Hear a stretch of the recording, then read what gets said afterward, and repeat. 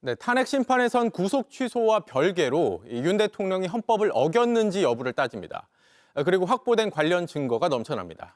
박병현 기자가 나와 있습니다. 자, 박 기자, 이 형사재판과 별개로 이 탄핵 심판에서 확보된 증거들 어느 정도입니까?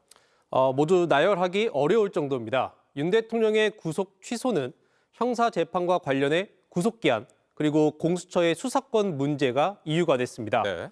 하지만 탄핵 심판에서 확보된 증거와 증언들은 구속과 공수처 수사 모두 관련이 없습니다.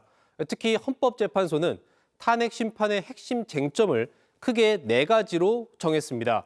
이 4가지 모두 형사재판과 관계없이 확보된 물증과 증언들입니다. 네, 그럼 이거 하나씩 좀 차례로 살펴볼까요? 먼저 이 비상계엄 선포 과정에 대해서도 지적이 있죠.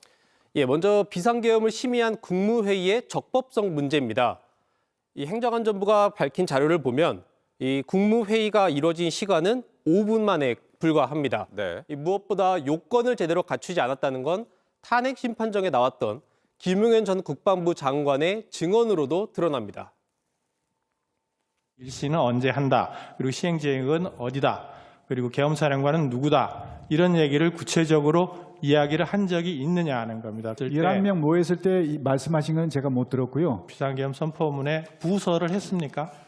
장관들이나 증인이 부서를 했냐고. 그렇게는 하지 않았습니다. 부서.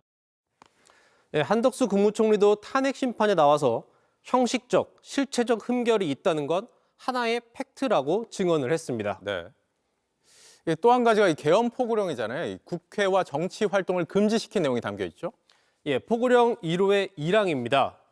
이 일체의 정치 활동을 금지한 건 헌법과 법률 어디에도 근거가 없습니다. 명백한 헌법 위반이라고 볼 수 있습니다. 네. 무엇보다 윤 대통령 스스로 직접 이 포고령을 검토했다고 인정했습니다.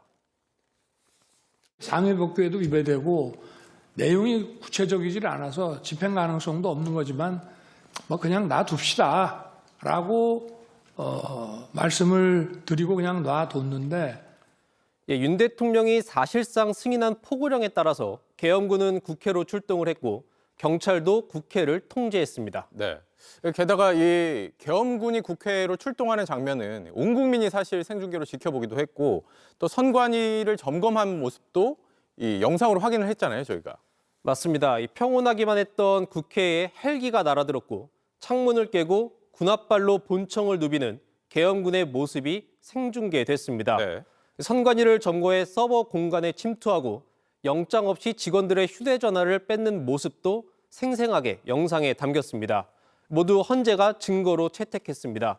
이렇게 형사재판과 관계없이 탄핵 심판 과정만 놓고 봐도 비상계엄의 위법을 가를 물증과 증언들이 쌓여 있다고 볼 수 있습니다. 네, 알겠습니다. 이 박병현 기자와는 계속해서 내란 혐의 문제도 좀 더 짜져보겠습니다.